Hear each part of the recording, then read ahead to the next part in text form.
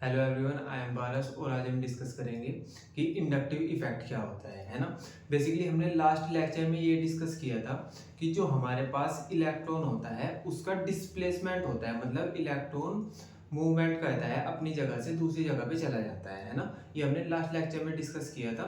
फिर हमने ये देखा था कि चलो ठीक है, इलेक्ट्रॉन डिस्प्लेसमेंट करता है, पर इलेक्ट्रॉन का डिस्प्लेसमेंट या इलेक्ट्रॉन का मूवमेंट होता क्यों है। तो हमने ये पढ़ा था कि जो इलेक्ट्रॉन होता है वो इन्फ्लुएंस हो जाता है ना, इस वजह से वो अपना डिस्प्लेसमेंट कर देता है।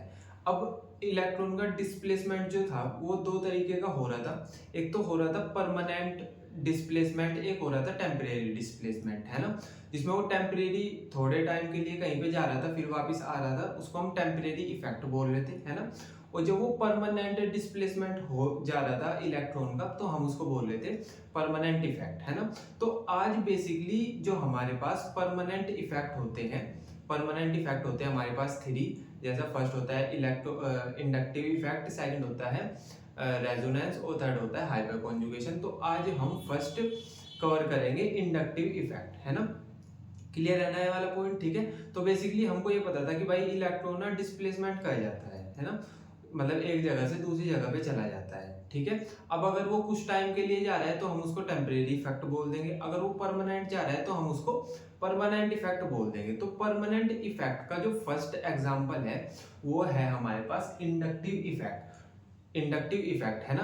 तो आज हम इंडक्टिव इफेक्ट कवर करेंगे, है ना। तो इंडक्टिव इफेक्ट को समझने से पहले आपको ये समझना है कि जो हमारे पास पोलर कोवेलेंट बॉन्ड होता है वो क्या होता है, पोलर कोवेलेंट बॉन्ड का फॉर्मेशन कैसे होता है ना। तो हमको सिंपल ये समझ, मतलब हमको सिंपल ये पता है कि जब भी हमारे पास दो एटम होते हैं वो इलेक्ट्रॉन शेयर करते हैं, कि मतलब दोनों इलेक्ट्रॉन को, सॉरी दोनों एटम्स को इलेक्ट्रॉन की नीड है। वो बोलते हैं कि भाई तुम अपने इलेक्ट्रॉन थोड़े, मतलब तुम्हारे इलेक्ट्रॉन का मैं भी यूज कर लूंगा और मेरे इलेक्ट्रॉन का तुम यूज कर लो, हम अपने इलेक्ट्रॉन शेयर कर रहे हैं, है ना। और जब वो दो एटम अपने इलेक्ट्रॉन शेयर करते हैं तो वहां पे एक बॉन्ड का फॉर्मेशन हो जाता है, क्योंकि जब भी हम किसी के साथ अपनी चीज को शेयर करते हैं तो उसके साथ एक अट्रैक्शन हो जाता है, हमारा हमारा एक उसके साथ बॉन्ड फॉर्म हो जाता है। तो जब वो दो एटम अपने इलेक्ट्रॉन शेयर करते हैं तो उसको हम बोलते हैं कि कोवेलेंट बॉन्ड का फॉर्मेशन हो गया, ठीक है। तो ये तो हो गया सिंपल कोवेलेंट बॉन्ड की, हाँ भाई दो एटम थे उन्होंने अपने इलेक्ट्रॉन शेयर किए, उनके बीच में एक अट्रैक्शन डेवलप हो गया, है ना, और उसको हम उस अट्रैक्शन को बोल रहे हैं हम कोवेलेंट बॉन्ड, ठीक है। पर मैं ये बोल रहा हूँ कि अगर ये दोनों जो एटम्स हैं इनकी इलेक्ट्रोनेगेटिविटी अलग अलग है, मीन्स कि हमारे पास जो एक एटम है वो ज्यादा इलेक्ट्रोनेगेटिव है, ज्यादा इलेक्ट्रोनेगेटिव मीनिंग कि हमारे पास इलेक्ट्रोनेगेटिविटी पावर होती है, टेंडेंसी होती है दूसरे के इलेक्ट्रॉन को अपनी तरफ अट्रैक्ट करने की। अब ये दो एटम है, इन्होंने दो इलेक्ट्रॉन शेयर कर रखे हैं, है ना, हमने उसको सिंगल बॉन्ड से दिखा दिया, एक एटम ये है एक एटम ये है, इन दोनों के बीच में सिंगल बॉन्ड है, इन्होंने दोनों दो इलेक्ट्रॉन शेयर किए हुए हैं, है ना। अब लेकिन ये वाला जो एटम है इसकी इलेक्ट्रोनेगेटिविटी ज्यादा है, इसकी इलेक्ट्रोनेगेटिविटी ज्यादा होने का मीनिंग ये है कि इसकी चाहत है कि मैं इन दोनों इलेक्ट्रॉन को अपनी तरफ अट्रैक्ट कर लूं, मतलब ये दोनों इलेक्ट्रॉन को अपनी तरफ अट्रैक्ट करना चाहता है, क्योंकि दोनों की इलेक्ट्रोनेगेटिविटी अलग अलग है, इसकी इलेक्ट्रोनेगेटिविटी ज्यादा है, इसकी इलेक्ट्रोनेगेटिविटी कम है। तो ये शेयरिंग के जो इलेक्ट्रॉन है उनको अपनी तरफ अट्रैक्ट करना नहीं चाहता, लेकिन ये वाला एटम उनको अपनी तरफ अट्रैक्ट करना चाहता है ना। और ये कर भी लेगा, क्यों, क्योंकि इसकी इलेक्ट्रोनेगेटिविटी ज्यादा है। तो ये क्या कहता है, जो दोनों इलेक्ट्रॉन है उनको अपनी तरफ अट्रैक्ट कर लेता है। तो इस एटम के पास इलेक्ट्रॉन डेंसिटी ज्यादा हो जाती है, क्योंकि इसके पास वो दोनों इलेक्ट्रॉन इसकी तरफ शिफ्ट हो गए, है ना। अब जब दोनों इलेक्ट्रॉन इस वाले एटम की साइड में शिफ्ट हो गए तो इसके पास स्लाइटली नेगेटिव चार्ज आ जाएगा, क्यों, क्योंकि भाई दोनों इलेक्ट्रॉन इसने अपनी तरफ शिफ्ट करा लिए, इलेक्ट्रॉन नेगेटिव होता है ना। तो इसके पास स्लाइटली नेगेटिव चार्ज आ जाएगा, ये मैं बोल दूं डेल्टा नेगेटिवली चार्ज आ जाएगा, डेल्टा नेगेटिव चार्ज आ जाएगा। डेल्टा क्या होता है, जहां पे हम बहुत छोटे चार्ज की बात करते हैं ना वहां पे हम डेल्टा यूज करते हैं, है ना। तो इसने क्या किया, शेयरिंग के इलेक्ट्रॉन अपनी तरफ अट्रैक्ट कर लिए, भी नेगेटिव हो गया, है ना, और ये पॉजिटिव हो गया। तो इसके सर पे थोड़ा सा नेगेटिव चार्ज आ गया, थोड़े से नेगेटिव चार्ज को हम क्या बोलते हैं, डेल्टा, मतलब कैसे दिखाते हैं, डेल्टा नेगेटिव से। अगर हमने सिंपल कहीं पे नेगेटिव लिखा तो नेगेटिव चार्ज, और अगर हमने उसके साथ डेल्टा ओ लिख दिया तो हम बोल देंगे कि छोटा सा नेगेटिव चार्ज है। ठीक है, तो इस पे छोटा सा नेगेटिव चार्ज आ गया, इस पे छोटा सा पॉजिटिव चार्ज आ गया, तो ये पॉजिटिव हो गया, ये नेगेटिव हो गया, है ना। तो अब पोल बन गए इनके बीच में, एक बंदा नेगेटिव हो गया, एक बंदा पॉजिटिव हो गया, है ना। हो गया ना भाई, एक बंदा नेगेटिव हो गया क्योंकि इसके पास इलेक्ट्रॉन चले गए, इसको कुछ नहीं मिला, इस वाले को कुछ नहीं मिला, तो ये पॉजिटिव हो गया। तो इनके बीच में पोल बन गए कि ये नेगेटिव है, ये पॉजिटिव है। और जहां भी पोल बनते हैं, है ना, और इनके बीच में कोवेलेंट बॉन्ड का फॉर्मेशन तो हो ही रहा था, और पोल ऊपर से बन गए, है ना। तो हम ऐसे बोल देंगे कि यहाँ पे अब पोलर कोवेलेंट बॉन्ड का फॉर्मेशन हो गया। ठीक है, तो अगर मैं आपको ये बोलूं कि मेरे को ये बताओ पोलर कोवेलेंट बॉन्ड का फॉर्मेशन कब होता है, तो आप बोलोगे कि जहां पे दो डिफरेंट इलेक्ट्रोनेगेटिविटी के एटम मिलके कोवेलेंट बॉन्ड फॉर्म करते हैं, वहां पे पोलर कोवेलेंट बॉन्ड फॉर्म होता है ना। क्लियर है ना। तो आपको इतना समझ आ गया कि हमारे पास पोलर कोवेलेंट बॉन्ड क्या होता है ना। अभी हम समझते हैं कि इंडक्टिव इफेक्ट क्या होता है। तो इंडक्टिव इफेक्ट में हमारे पास जो इलेक्ट्रॉन्स होते हैं वो परमानेंटली डिस्प्लेसमेंट हो जाता है उनका, मतलब इलेक्ट्रॉन परमानेंटली अपनी जगह से कहीं और पे चले जाते हैं। वो चले क्यों जाते हैं? इलेक्ट्रोनेगेटिविटी की वजह से। तो बेसिकली मैं ये बोल रहा हूँ कि इंडक्टिव इफेक्ट में परमानेंट डिस्प्लेसमेंट होता है इलेक्ट्रॉन्स का। किसकी वजह से होता है वो परमानेंट डिस्प्लेसमेंट? इलेक्ट्रोनेगेटिविटी की वजह से, है ना। तो होता क्या है कि हमारे पास दो एटम है, ठीक है, इसमें एक की इलेक्ट्रोनेगेटिविटी ज्यादा है, एक की इलेक्ट्रोनेगेटिविटी कम है, इनके बीच में बॉन्ड का फॉर्मेशन हो रखा है ना।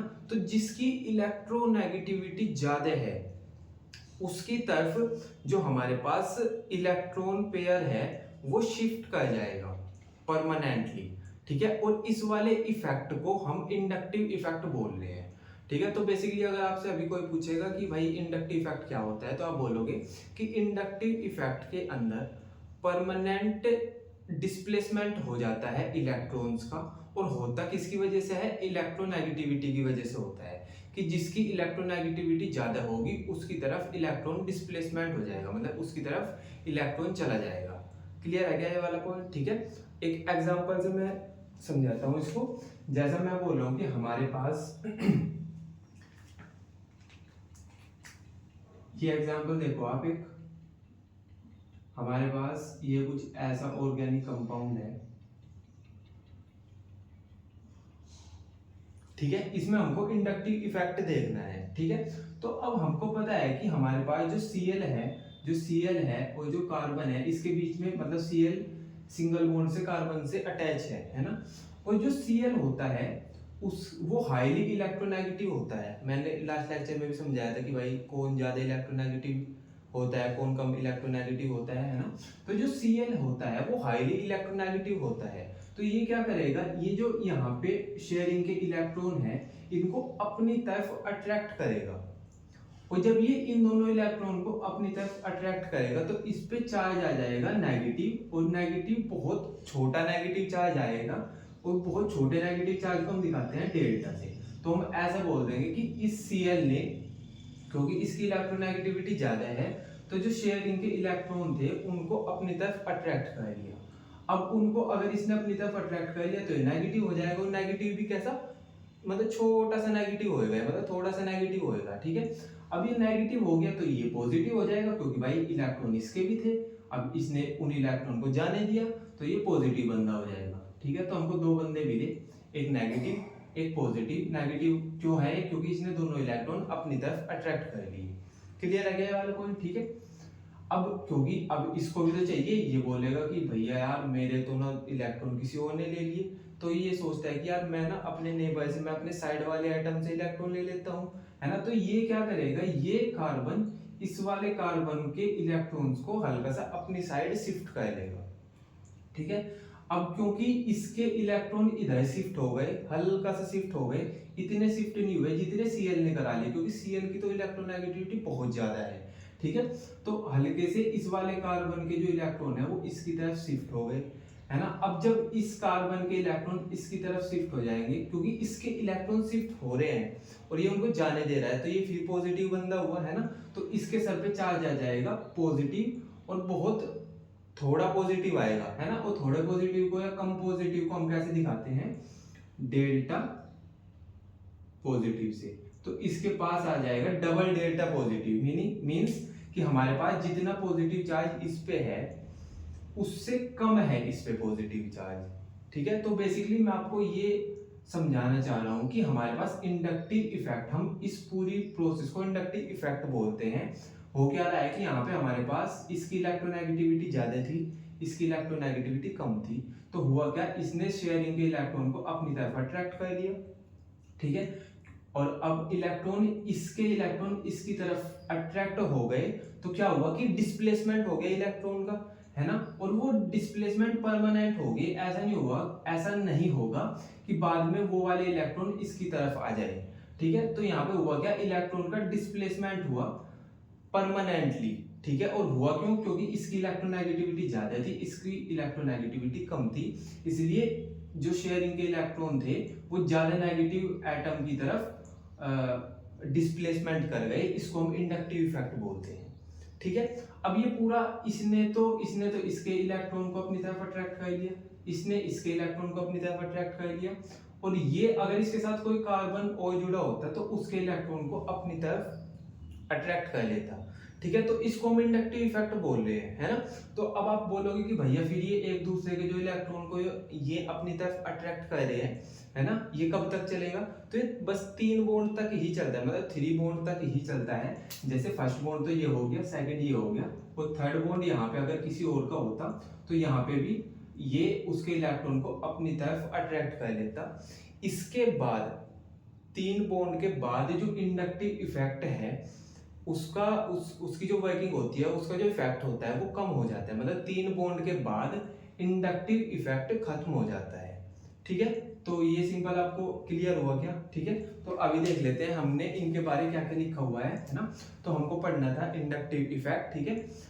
When a covalent bond is formed between atom of different electronegativity, तो जब हमारे पास डिफरेंट इलेक्ट्रोनेगेटिविटी वाले एटम्स के बीच कोवेलेंट बॉन्ड का फॉर्मेशन होता है, the electron density is more toward the more electronegative atom, तो इलेक्ट्रॉन डेंसिटी या इलेक्ट्रॉन्स मोर इलेक्ट्रोनेगेटिव एटम की तरफ शिफ्ट हो जाते हैं, ठीक है, ऑफ द 3 बॉन्ड। और ये जो इलेक्ट्रॉन एक दूसरे मतलब हाईली इलेक्ट्रोनेगेटिव एटम की तरफ शिफ्ट हो रहे हैं वो बस 3 बॉन्ड तक ही देखने को मिलता है। जैसे यहाँ पे 1 2 और एक बॉन्ड से अगर यहाँ पे कोई और जुड़ा होता तो 3 बॉन्ड तक ही देखने को मिलता है, ठीक है। 3 bonds such a shift of electron density result in a polar bond formation, तो polar covalent bond है ना। तो हमारे पास जब ऐसा शिफ्ट होते हैं वो, तो जब हमारे पास पोलर कोवेलेंट बॉन्ड का फॉर्मेशन होता है, तो सिंपल इन्होंने इतना बताया कि हमारे पास अगर 2 डिफरेंट इलेक्ट्रोनेगेटिविटी वाले एटम्स के बीच में कोवेलेंट बॉन्ड का फॉर्मेशन हो रहा है, तो उन दोनों एटम्स में से जिसकी इलेक्ट्रोनेगेटिविटी ज्यादा है दोनों इलेक्ट्रॉन उसकी तरफ शिफ्ट किए जाएंगे, या इलेक्ट्रॉन डेंसिटी उसकी तरफ शिफ्ट की जाएगी, और उसके वहां पे हमारे पास उस चीज को हम बोल देंगे कि यहाँ पे पोलर कोवेलेंट बॉन्ड का फॉर्मेशन हो गया। क्लियर है क्या ये वाला पॉइंट, ठीक है। अब फिर देख लेते हैं कि हमारे पास ये तो हमने ये समझा ना कि पोलर कोवेलेंट बॉन्ड का फॉर्मेशन कैसे होता है। अभी देखते हैं कि इंडक्टिव फैक्ट क्या होता है। परमानेंट डिस्प्लेसमेंट ऑफ इलेक्ट्रॉन, मतलब इलेक्ट्रॉन का डिस्प्लेसमेंट हो रहा है, एक जगह से दूसरी जगह जा रहे हैं और परमानेंटली जा रहे हैं, ऐसा नहीं है कि कुछ टाइम के बाद वापस आ जाएंगे, ठीक है। तो permanent displacement of electrons formed between atom of different electronegativity is called inductive effect। तो हमारे पास होता क्या है कि 2 डिफरेंट इलेक्ट्रोनेगेटिविटी के एटम्स होते हैं, ठीक है, और उनके बीच में इलेक्ट्रॉन हाईली इलेक्ट्रोनेगेटिव एटम की तरफ परमानेंटली डिस्प्लेसमेंट कर जाते हैं, मतलब परमानेंटली हाईली इलेक्ट्रोनेगेटिव जो एटम है उसकी तरफ चले जाएंगे, और इस इफेक्ट को हम बोल देते हैं इंडक्टिव इफेक्ट। क्लियर है क्या ये वाला पॉइंट, ठीक है ना, ये समझ आ गया इतना।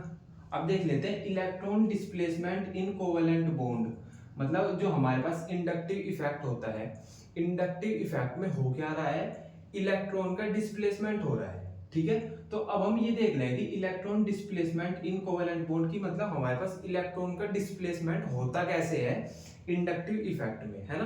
तो वो हमने यहाँ पे समझा कि हमारे पास एक सिंपल कार्बन की चेन होगी, एक ऑर्गेनिक कंपाउंड होगा, उसमें एक हाईली इलेक्ट्रोनेगेटिव एटम होगा, वो साइड वाले जो कार्बन है उसके इलेक्ट्रॉन को अपनी तरफ अट्रैक्ट करेगा तो इस पे डेल्टा नेगेटिव चार्ज आ जाएगा, और जिसके इलेक्ट्रॉन को अट्रैक्ट कर रहा है उस पे डेल्टा पॉजिटिव चार्ज आ जाएगा। ठीक है। फिर जिस पे डेल्टा पॉजिटिव चार्ज आया है वो अपने साइड वाले एटम से इलेक्ट्रॉन अपनी तरफ अट्रैक्ट करेगा, है ना, तो उस पे फिर डबल पॉजिटिव चार्ज आ जाएगा। ठीक है। तो इसको हम बोल रहे हैं कि इस तरीके से हमारे पास इलेक्ट्रॉन का डिस्प्लेसमेंट हो रहा है। ठीक है। और इसी को हम इंडक्टिव इफेक्ट बोलते हैं। ठीक है, क्लियर है ना। तो अभी ये देख लो, एक effect decrease rapidly as number of intervening bond increase because vanishing small after 3 bond. तो ये बोलते हैं कि जो हमारे पास इंडक्टिव इफेक्ट है ना, वो 3 सिंगल बॉन्ड के बाद खत्म हो जाता है, वैनिश हो जाता है। मतलब कि जो हमारे पास इंडक्टिव इफेक्ट है कि हाईली इलेक्ट्रोनेगेटिव एटम साइड वाले एटम के इलेक्ट्रॉन को अपनी तरफ अट्रैक्ट कर रहा है, इसी को हम बोल रहे हैं इंडक्टिव इफेक्ट। ये इफेक्ट 3 बॉन्ड के बाद खत्म हो जाता है। क्लियर है क्या ये वाला पॉइंट? ठीक है ना। तो अभी हमने, ठीक है, ये तो डिस्कस कर लिया, है ना। तो अभी हमने देखा कि नेगेटिव मतलब डेल्टा नेगेटिव को हम बोलते हैं small negative charge, delta positive को बोलते हैं हम स्मॉल पॉजिटिव चार्ज, और डबल पॉजिटिव मतलब डबल डेल्टा पॉजिटिव को बोलते हैं हम वेरी स्मॉल चार्ज, मतलब वेरी स्मॉल पॉजिटिव चार्ज। ठीक है। तो ये सिंपल आपको समझ आ गया होगा, है ना। तो अभी हम एक क्वेश्चन देख लेते हैं। आप इस क्वेश्चन को सोल्व करो। जैसा अगर मैं आपको बोलूं कि हमारे पास है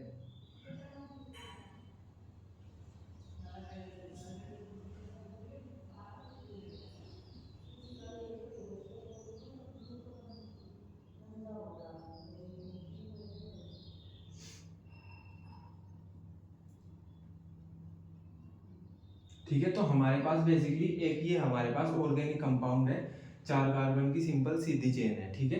तो मैं आपको ये बोल रहा हूँ कि आप इसमें मेरे को इंडक्टिव इफेक्ट दिखा दो, मतलब इंडक्टिव इफेक्ट शो करके दिखाओ, है ना। तो आप बोलोगे कि भैया फिर वो तो हम ऐसे शो करते हैं ना कि जिसमें इंडक्टिव इफेक्ट में वो देखना होता है कि किसकी इलेक्ट्रोनेगेटिविटी ज़्यादा है। जिसकी इलेक्ट्रोनेगेटिविटी ज़्यादा होगी वो साइड वाले के इलेक्ट्रॉन को अपनी तरफ शिफ्ट करा लेगा। ठीक है। अब भैया फिर इसमें हम इलेक्ट्रोनेगेटिविटी कैसे देखें? ठीक है। तो मैंने लास्ट वाले लेक्चर में समझाया था कि जब भी हमारे पास कार्बन की हमको इलेक्ट्रोनेगेटिविटी चेक करनी होती है तो सबका हमको हाइब्रिडाइजेशन लिखना होता है। तो इनका हाइब्रिडाइजेशन कैसे निकाल लेंगे? तो हमको ये देखना था कि कार्बन के साथ कितने एटम अटैच हैं। अगर 2 एटम अटैच हैं तो sp हाइब्रिडाइजेशन हो जाएगी, अगर 3 एटम अटैच है तो sp2 हो जाएगी, और अगर 4 एटम अटैच है तो sp3 हो जाएगी। तो इसकी हाइब्रिडाइजेशन कितनी हो जाएगी भाई? इसके साथ एक तो ये हाइड्रोजन अटैच है और एक सिंगल बॉन्ड से कार्बन अटैच है। ठीक है। तो 2 एटम से अटैच है हमारे पास कार्बन, तो इसकी हाइब्रिडाइजेशन कितनी हो जाएगी? sp हो जाएगी। ठीक है। अब इस वाले कार्बन की देख लो, तो इस कार्बन से एक तो ये कार्बन अटैच है सिंगल बॉन्ड से, है ना, और एक ये कार्बन अटैच है, तो इसकी हाइब्रिडाइजेशन कितनी हो जाएगी? क्योंकि 2 एटम से अटैच है तो इसकी भी sp हो जाएगी। ठीक है। इसकी देख लो, ये कार्बन इस कार्बन से अटैच है, ठीक है, एक, और इस हाइड्रोजन से भी अटैच है 2, और ये कार्बन इस कार्बन से भी सिंगल बॉन्ड से अटैच है तो 3। तो हमारे पास जहाँ पे 3 मतलब कार्बन से 3 एटम अटैच होते हैं तो वहां पे हाइब्रिडाइजेशन हो जाती है sp2। क्लियर है ये वाला पॉइंट? ठीक है। इस वाले कार्बन को देख लो, ये वाला कार्बन 2 हाइड्रोजन से अटैच है और एक कार्बन से अटैच है, तो ये वाला भी हो जाएगा sp2। ठीक है। तो अब हमने चारों कार्बन की हाइब्रिडाइजेशन निकाल ली, इसकी spi, इसकी भी spi, इसकी sp2i और इसकी भी sp2i। ठीक है। अब हमको पता है कि जहाँ पे हमने लास्ट लेक्चर में डिस्कस किया था कि जिसके पास s कैरेक्टर ज्यादा होता है वो ज्यादा इलेक्ट्रोनेगेटिव होता है। अब इसके पास s कैरेक्टर ज्यादा है, क्यों? क्योंकि यहाँ पे 50% है s कैरेक्टर, भाई एक s है और एक p है, तो 50% s होगा 50% p होगा। यहाँ पे भी 50% s होगा 50% p होगा। लेकिन अगर मैं यहाँ पे बात करूं कि यहाँ पे एक तो S है, ठीक है, और 2 P है, भाई एक तो S है और 2 P है, तो यहाँ पे जो हमारे पास S है या S कैरेक्टर है ये कम होगा, ये 33% के आसपास होगा यहाँ पे S कैरेक्टर, है ना, ठीक है। तो जहाँ पे S कैरेक्टर, जिसका S कैरेक्टर ज्यादा होता है उसकी इलेक्ट्रोनेगेटिविटी ज्यादा होती है, ठीक है। तो इसकी इलेक्ट्रोनेगेटिविटी ज्यादा होगी एज कंपेयर टू इसके, भाई ये दोनों तो sp हैं, ये मतलब इसकी भी हाइब्रिडाइजेशन sp है, इसकी भी हाइब्रिडाइजेशन sp है, तो इन दोनों की इलेक्ट्रोनेगेटिविटी तो सेम होगी, ये तो एक दूसरे के इलेक्ट्रॉन को अपनी तरफ अट्रैक्ट नहीं कर सकते क्योंकि दोनों की इलेक्ट्रोनेगेटिविटी सेम है। लेकिन अगर हम अगर बात करें इन दोनों की, तो इन दोनों की भी सेम है, ये भी नहीं अट्रैक्ट कर सकते एक दूसरे के इलेक्ट्रॉन को। लेकिन अगर हम बात करें इसकी हाइब्रिडाइजेशन sp है, इसकी हाइब्रिडाइजेशन sp2 है, तो यहाँ पे क्या होगा, क्योंकि जिसमें s कैरेक्टर ज्यादा होता है उसकी इलेक्ट्रोनेगेटिविटी ज्यादा होती है, तो ये वाला कार्बन इस वाले कार्बन के जो शेयरिंग के इलेक्ट्रॉन है इनको अपनी तरफ अट्रैक्ट करना चाहेगा, ठीक है। और जब ये इनको अट्रैक्ट कर लेगा तो यहाँ पे हमारे पास डेल्टा नेगेटिव चार्ज आ जाएगा, क्यों, क्योंकि इसने इसके इलेक्ट्रॉन्स को अपनी तरफ अट्रैक्ट कर लिया, और अट्रैक्ट कर लिया तो इस पे ये नेगेटिव हो गया, नेगेटिव बंदा हो गया क्योंकि इसने दूसरे के इलेक्ट्रॉन को अपनी तरफ, शेयरिंग के इलेक्ट्रॉन को अपनी तरफ अट्रैक्ट कर लिया, ठीक है। तो हमने इसको बोल दिया कि डेल्टा नेगेटिव चार्ज लगा दिया, है ना। और क्योंकि इसके इलेक्ट्रॉन को उसने अपनी तरफ अट्रैक्ट किया तो इस पे पॉजिटिव, और इसने होने दिया तो इस पे आ जाएगा पॉजिटिव चार्ज। क्लियर है क्या, ठीक है। तो यहाँ पे बेसिकली हमारे पास डेल्टा नेगेटिव चार्ज आ गया इस वाले कार्बन पे, और इस वाले कार्बन पे आ गया डेल्टा पॉजिटिव चार्ज, ठीक है। तो बेसिकली इस तरीके से हमको इंडक्टिव इफेक्ट देखना होता है। क्लियर है क्या ये वाला पॉइंट, ठीक है। अब ये इंडक्टिव इफेक्ट हमने यहाँ पे इंडक्टिव इफेक्ट निकाल लिया कि हाँ हमारे पास कार्बन इसके इलेक्ट्रॉन को अपनी तरफ अट्रैक्ट कर लेगा, ये वाला कार्बन इस वाले कार्बन के जो शेयरिंग के इलेक्ट्रॉन है इनको अपनी तरफ अट्रैक्ट कर लेगा, और अट्रैक्ट कर लिया तो परमानेंटली डिस्प्लेसमेंट हो गया इलेक्ट्रॉन का, इस पे नेगेटिव चार्ज आ गया, इस पे पॉजिटिव चार्ज आ गया। हमको इंडक्टिव इफेक्ट ने इतना कुछ बता दिया कि इस वाले कार्बन पे नेगेटिव चार्ज आ गया, इस वाले कार्बन पे पॉजिटिव चार्ज आ गया। अब हमको ये चीज काम में कहाँ पे आएगी, अब जब हम आगे जाके रिएक्शन मैकेनिज्म पढ़ेंगे तो हमारे पास सपोज करो न्यूक्लियोफाइल आ गया, है ना। न्यूक्लियोफाइल एक अटैकिंग रिएजेंट है, वो इस ऑर्गेनिक कंपाउंड पे अटैक करने आ गया। अब न्यूक्लियोफाइल अटैक कहाँ पे करेगा, न्यूक्लियोफाइल होता क्या है, न्यूक्लियस लवर होते हैं ये, मतलब इनको पॉजिटिव चार्ज पसंद होता है, ठीक है। तो ये हमको पता कैसे चलेगा कि कहाँ पे पॉजिटिव चार्ज है, वो हमको बताएगा इंडक्टिव इफेक्ट। अब इंडक्टिव इफेक्ट ने हमको ये बता दिया कि पॉजिटिव चार्ज यहाँ पे है और नेगेटिव चार्ज यहाँ पे है। अब आया हमारे पास न्यूक्लियोफाइल, हमको पता है कि न्यूक्लियोफाइल का अटैक वहां पे कराना होता है जहां पे पॉजिटिव चार्ज होता है, तो हम इसका अटैक यहाँ पे करा देंगे। सपोज करो हमारे पास इलेक्ट्रोफाइल आ गया। इलेक्ट्रोफाइल क्या होता है हमारे पास, हमने ये सब कवर कर रखा है, न्यूक्लियोफाइल क्या होता है, इलेक्ट्रोफाइल क्या होता है ना। तो इलेक्ट्रोफाइल क्या होता है कि इलेक्ट्रॉन लवर होता है, मतलब ये अटैक वहां पे करेगा जहां पे नेगेटिव चार्ज होगा। अब नेगेटिव चार्ज हमको इंडक्टिव इफेक्ट बताएगा कहाँ पे होगा। अब हमको इंडक्टिव इफेक्ट ने बता दिया कि नेगेटिव चार्ज यहाँ पे है, तो हम इलेक्ट्रोफाइल का जो अटैक है वो यहाँ पे कराएंगे, ठीक है। तो बेसिकली हमारे पास जो इंडक्टिव इफेक्ट होता है ये हमको रिएक्शन मैकेनिज्म में बहुत काम आता है। क्लियर है क्या ये वाला पॉइंट, ठीक है। तो देख लेते हैं बेसिकली हमारे पास जो माइनस आई इफेक्ट और प्लस आई इफेक्ट क्या होता है ना। तो अभी हमने क्या डिस्कस किया कि इंडक्टिव इफेक्ट क्या होता है। इंडक्टिव इफेक्ट में हमने देखा कि भाई इलेक्ट्रॉन का ना डिस्प्लेसमेंट हो रहा था, ठीक है। तो अब हम ना ये देखें कि जो हमारे पास इंडक्टिव इफेक्ट है उसके टाइप्स होते हैं, वो क्या क्या होते हैं, ठीक है।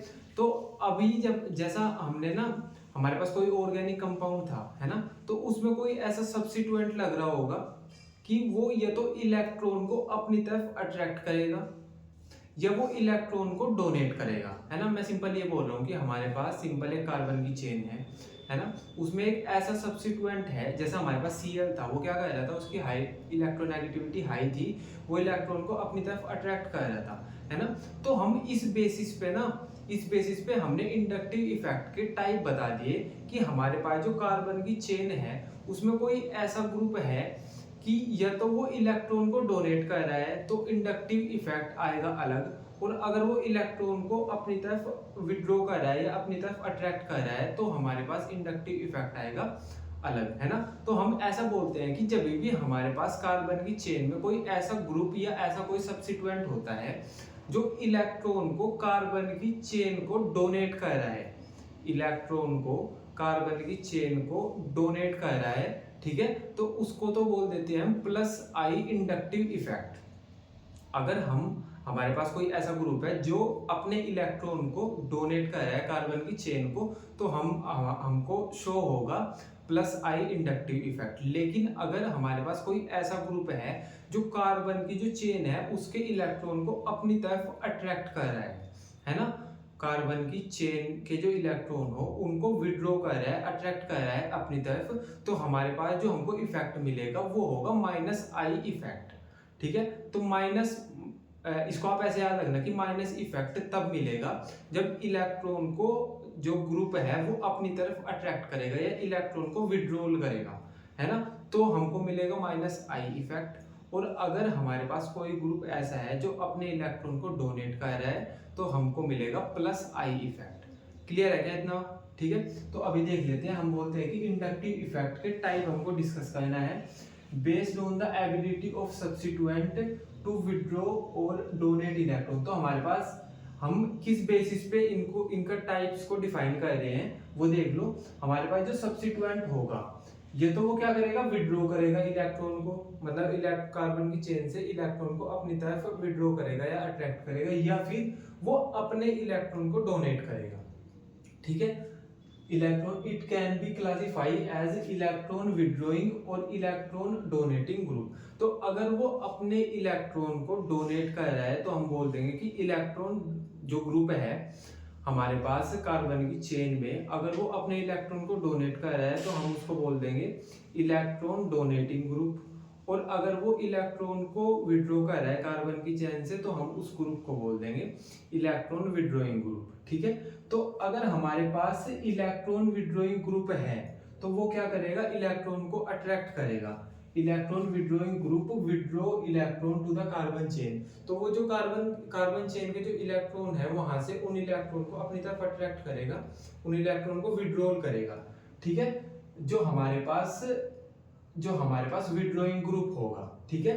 इलेक्ट्रॉन विड्रॉइंग ग्रुप जहां पे होगा वहां पे शो होगा हमको माइनस आई इफेक्ट, ठीक है। तो बेसिकली मैं सिंपल आपको इतना बोलना चाह रहा हूं कि हमारे पास अगर कार्बन की कोई चेन है और उसमें कोई ऐसा ग्रुप अटैच है जो कार्बन की चेन के इलेक्ट्रॉन को विड्रॉ कर रहा है तो हमारे पास वहां पे माइनस आई इंडक्टिव इफेक्ट आएगा।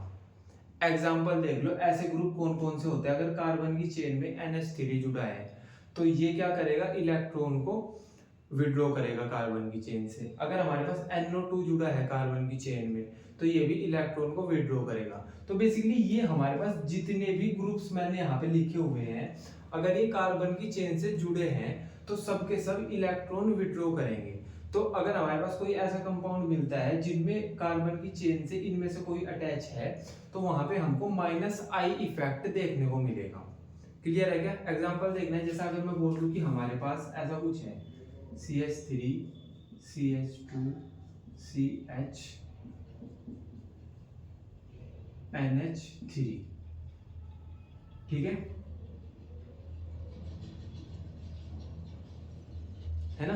तो यहाँ पे हो क्या रहा है, यहाँ पे NH3 हमारे पास इस कार्बन से अटैच है, ठीक है। तो यहाँ पे हमको कौन से इफेक्ट देखने को मिलेगा, यहाँ पे हमको देखने को मिलेगा माइनस आई इफेक्ट, ठीक है।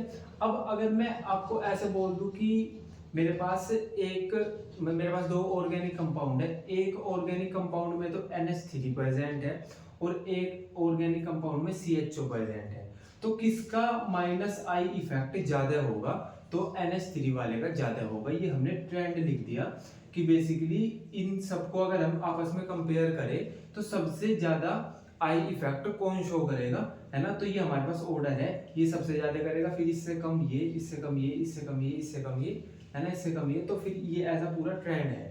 क्लियर है क्या ये वाला पॉइंट? ठीक है। तो बेसिकली आपको याद ये रखना है कि माइनस आई इफेक्ट वहां पे शो होता है जहां पे इलेक्ट्रॉन विड्रॉइंग ग्रुप लगा होता है, मींस वो वाले ग्रुप जो इलेक्ट्रॉन को कार्बन की चेन से विड्रॉ कर रहे हैं, ठीक है, वहां पे माइनस आई इफेक्ट शो होता है, ठीक है। प्लस आई इफेक्ट कहाँ पे शो होता है, देख लो, electron donating group donate electron to the carbon chain. तो इलेक्ट्रॉन डोनेटिंग ग्रुप हम किसको बोलते हैं, जो अपने इलेक्ट्रॉन को डोनेट कर रहा है ना, तो उसको बोल देंगे हम इलेक्ट्रॉन डोनेटिंग ग्रुप। और electron donating group show plus I effect. अगर हमारे पास कोई ऐसा ग्रुप है जो अपने इलेक्ट्रॉन को कार्बन की चेन को डोनेट कर रहा है ना, तो वहां पे प्लस आई इफेक्ट शो होगा, मतलब प्लस आई इंडक्टिव इफेक्ट शो होगा, ठीक है। तो ये हमारे पास कुछ ग्रुप्स हैं। अब ये वाले जो हमारे पास माइनस आई इफेक्ट दिखाने वाले ग्रुप्स हैं वो तो बहुत ज़्यादा हैं, पर इसके कंपैरिजन में हमारे पास जो प्लस आई इफेक्ट शो करने वाले ग्रुप हैं वो बस कुछ ही है, ठीक है। तो बेसिकली ये हमारे पास 3 डिग्री कार्बन है, ये हमारे पास 2 डिग्री कार्बन है, ठीक है। तो सबसे ज़्यादा प्लस आई इफेक्ट वो वाला ऑर्गेनिक कंपाउंड शो करेगा जिसमें ये होगा। अगर मैंने आपको 2 ऑर्गेनिक कंपाउंड दिए, एक में ये अटैच है और एक में ये अटैच है, मैंने आपसे पूछ लिया कि भाई मेरे को ये बताओ कि प्लस आई इफेक्ट किसका ज़्यादा है, तो आप बोलोगे इस वाले का ज़्यादा है। क्लियर है क्या ये वाला पॉइंट, ठीक है। तो ये हमारे पास कुछ प्लस आई इफेक्ट दिखाने वाले ग्रुप्स हैं, है ना। माइनस आई इफेक्ट दिखाने वाले ग्रुप्स ज़्यादा होते हैं, प्लस आई इफेक्ट शो करने वाले ग्रुप कम होते हैं, ठीक है। तो अभी आपने इंडक्टिव इफेक्ट समझ लिया, इंडक्टिव इफेक्ट के टाइप्स समझ लिए कि प्लस आई इंडक्टिव इफेक्ट होता है और माइनस आई इंडक्टिव इफेक्ट होता है, ठीक है। तो अभी मैंने ना आपको ना जब प्रीवियस लेक्चर में मैंने ना कार्बोकैटायन और कार्बो एनायन की स्टेबिलिटी बताई थी आपको, कि अगर हमारे पास जो कार्बोकैटायन होता है उस पे जैसे जैसे एल्काइल ग्रुप अटैच होते हैं वैसे वैसे वो स्टेबल हो जाता है, और जो कार्बो एनायन होता है उस पे जो एल्काइल ग्रुप अटैच होते हैं जैसे जैसे वो अनस्टेबल हो जाता है ना। मैंने ये दोनों पॉइंट बताए थे जब हमने कार्बोकैटायन और कार्बो एनायन डिस्कस किया था। क्या होते थे ये कि हमारे पास जब हमारे पास 2 कार्बन होते थे, है ना, जिसके सर पे पॉजिटिव चार्ज आ जाता था उसको हम कार्बोकैटायन बोल लेते, और जिसके सर पे नेगेटिव चार्ज मतलब आता था उसको हम कार्बो एनायन बोलते थे, ठीक है। तो हमने ये देखा था कि भाई कार्बोकैटायन मतलब कार्बन के ऊपर पॉजिटिव चार्ज कैसे आया था, क्योंकि उसके इलेक्ट्रॉन कोई और ले गया था, है ना, तो उसके सर पे पॉजिटिव चार्ज आ गया था, है ना। और जब उसके सर पे पॉजिटिव चार्ज आ गया था तो वो बहुत अनस्टेबल हो गया था। हमने ऐसा पढ़ा था कि भाई हमारी चीज़ अगर कोई हमारे से छीनी जाएगी या हमारी चीज़ को कोई और ले जाएगा तो हम अनस्टेबल हो जाएंगे, ठीक है। तो हमने बोला था कि कार्बोकैटायन जो होता है वो अनस्टेबल हो गया था, है ना, क्योंकि उसके इलेक्ट्रॉन कोई और ले गया था, ठीक है। तो मैंने ये बताया था कि जब कार्बोकैटायन पे एल्काइल ग्रुप जुड़ते हैं, जितने ज़्यादा उस पे एल्काइल ग्रुप जुड़ेंगे उतना ज़्यादा वो स्टेबल हो जाएगा। और मैंने ये बताया था कि ऐसा होगा क्यों, ये हम बाद में पढ़ेंगे जब हम इंडक्टिव इफेक्ट पढ़ लेंगे, ठीक है। तो हमने 2 स्टेटमेंट दी थी कि जो कार्बोकैटायन होता है वो अनस्टेबल होता है, लेकिन जब उस पे एल्काइल ग्रुप आके अटैच होते हैं तो वो स्टेबल होता चला जाता है, ठीक है। और जो कार्बो एनायन होता है वो अनस्टेबल होता है, लेकिन जैसे जैसे उस पे एल्काइल ग्रुप आके जुड़ेंगे वो और ज़्यादा अनस्टेबल हो जाता है। मींस कार्बोकैटायन पे अगर एल्काइल ग्रुप जुड़ेंगे तो वो स्टेबल हो जाएगा, और कार्बो एनायन पे अगर एल्काइल ग्रुप जुड़ेंगे तो वो अनस्टेबल हो जाएगा। ऐसा होता क्यों है ये हम अभी समझेंगे, ठीक है। तो आपको पहला पॉइंट तो ये याद रखना है कि जिस पे जितना ज़्यादा चार्ज होगा, जिस पे जितना ज़्यादा चार्ज होगा वो उतना ज़्यादा अनस्टेबल होगा। सिंपल सी चीज़ आपको ये याद रखनी है हमेशा के लिए कि जिस पे जितना ज़्यादा चार्ज होगा वो उतना ज़्यादा अनस्टेबल होगा। ये भाई हमारे साथ भी होती है ना। जैसा हमारे पास बहुत सारे पैसे वैसे हैं ना, तो हम बोल रहे हैं कि हमारे पास बहुत चार्ज है, हमारे पास बहुत पैसे हैं। तो जब हमारे पास बहुत चार्ज होगा, हमारे पास बहुत पैसे होंगे, तो हम ऐसा आराम से घर पे तो नहीं बैठेंगे कम से कम, है ना। हम उनको उड़ाएंगे, ये वो, है ना, बहुत सारी चीज़ें करेंगे, हम अनस्टेबल हो जाएंगे, कभी यहाँ पे कभी वहाँ पे, है ना। और अगर हमारे पास चार्ज कम है, हमारे पास पैसे कम है, फिर हम अपना आराम से घर पे बैठ के पढ़ेंगे, है ना। तो ये वाला पॉइंट याद रखना कि अगर हमारे पास जितना ज़्यादा चार्ज होगा हम उतने ज़्यादा अनस्टेबल होंगे। ऐसे ही अगर हम बात करें कि अगर किसी भी एलिमेंट के पास जितना कम चार्ज होगा वो उतना ज़्यादा स्टेबल होगा। ये वाला पॉइंट याद रखना। अब बात रही कार्बोकैटायन की, तो कार्बोकैटायन पे पॉजिटिव चार्ज होता है, ठीक है। कार्बोकैटायन भाई कार्बन के ऊपर अगर पॉजिटिव चार्ज होगा तो हम उसको कार्बोकैटायन बोल देंगे, ठीक है। अब हम बोल रहे हैं कि कार्बोकैटायन पे एल्काइल ग्रुप आके अटैच हो गया। अब एल्काइल ग्रुप क्या होते हैं, ये होते हैं इलेक्ट्रॉन डोनेटिंग ग्रुप, मतलब ये प्लस आई इफेक्ट शो करते हैं, ये अपने इलेक्ट्रॉन को दूसरे को डोनेट कर देते हैं। तो कार्बोकैटायन के पास पॉजिटिव था। क्यों था वो पॉजिटिव? क्योंकि उसके इलेक्ट्रॉन को यो लेके चला गया था, उसके पास पॉजिटिव चार्ज था। अब उसके पास आके अटैच हो गए एल्काइल ग्रुप। एल्काइल ग्रुप ने क्या किया? अपने इलेक्ट्रॉन को डोनेट कर दिया कार्बन को। अब जब वो कार्बन के पास जो पॉजिटिव चार्ज था उससे नेगेटिव चार्ज मिले तो वो नलीफाई हो गए, वो कैंसिल आउट हो गए, है ना, तो जीरो चार्ज हो गया वहां पे। अब जो कार्बन पे चार्ज था वो हो गया खत्म। अब जब हमारे पास बहुत कम चार्ज होता है, ये हमारे पास चार्ज होता ही नहीं, तो हम बोलते हैं कि हम स्टेबल है।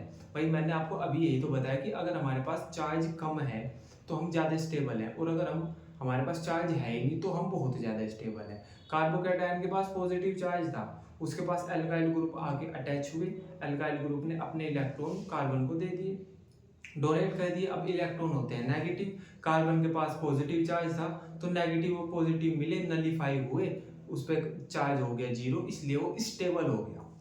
तो हम ऐसा बोल सकते हैं कि अगर हमारे पास कार्बोकैटायन है उस पे अल्काइल ग्रुप जैसे जैसे जितने ज्यादा अल्काइल ग्रुप आके उस पे अटैच होंगे कार्बन उतना स्टेबल हो जाएगा। क्यों? क्योंकि अल्काइल ग्रुप अपने इलेक्ट्रॉन डोनेट करते हैं, कार्बन के पास पॉजिटिव चार्ज है, इलेक्ट्रॉन का चार्ज होता है नेगेटिव, तो पॉजिटिव नेगेटिव जब मिलेंगे तो नलीफाई हो जाएंगे, है ना, तो कार्बोकैटायन स्टेबल हो जाएगा। अगर हम बात करें कार्बो एनायन की, तो कार्बो एनायन पे क्या होता है? नेगेटिव चार्ज होता है।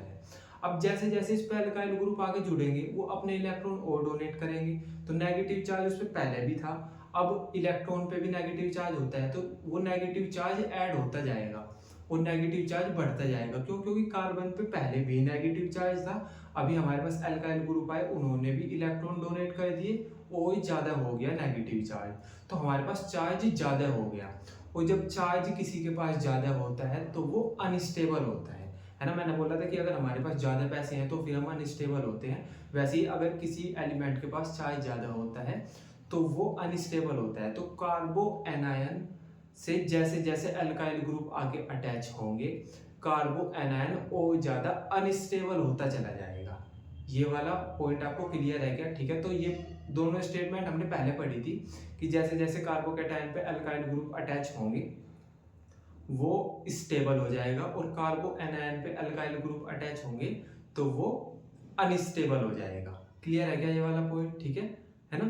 तो अभी ये देख लेते हैं हमने क्या लिखा है कि मोर द अल्काइल ग्रुप। अच्छा, अल्काइल ग्रुप का तो पता होगा ना भाई, सिंपल कार्बन की चेन, जैसे मिथाइल, इथाइल, प्रोपाइल, ब्यूटाइल, है ना। अल्काइल ग्रुप का तो पता होगा ना, आप मेरे साथ पढ़ते हुए आ रहे हो तो अल्काइल ग्रुप तो पता होगा आपको। ठीक है, तो हम बोलते हैं कि more the alkyl group more is the stability of carbocation. ये हमने स्टेटमेंट पढ़ी थी कि जो कार्बोकैटायन की स्टेबिलिटी बढ़ जाती है अगर उस पर अल्काइल ग्रुप आके जुड़ जाए। ठीक है, ऐसा होता है क्यों, वो देख लेते हैं। Overall charge is less. क्यों? जब हमारे पास जो कार्बोकैटायन है उस पर अल्काइल ग्रुप आके अटैच होंगे तो होगा क्या? पॉजिटिव चार्ज उस पर पहले था, नेगेटिव चार्ज इलेक्ट्रॉन, मतलब अल्काइल ग्रुप इलेक्ट्रॉन डोनेट कर रहा है, इलेक्ट्रॉन का चार्ज होता है नेगेटिव, तो पॉजिटिव नेगेटिव मिलके चार्ज कम हो जाएगा, इसलिए वो स्टेबल हो जाएंगे। ठीक है, तो carbon is नलीफाइंग the charge so the carbocation is stable. ठीक है, तो पॉजिटिव और नेगेटिव मिले, चार्ज नलीफाई हो गया और कार्बोकैटायन स्टेबल हो गया। ठीक है, एक और स्टेटमेंट है ये, plus I effect reduce the positive charge. भाई प्लस आई इफेक्ट है ना भाई, अल्काइल ग्रुप होते हैं वो प्लस आई इफेक्ट शो करते हैं। प्लस आई इफेक्ट क्या है कि वो अपने इलेक्ट्रॉन डोनेट कर रहे हैं। ठीक है, तो यहाँ से बोलते हैं कि plus I effect reduce the positive charge. भाई जब प्लस आई इफेक्ट लगेगा, वो प्लस आई इफेक्ट में क्या होगा, इलेक्ट्रॉन डोनेट होंगे।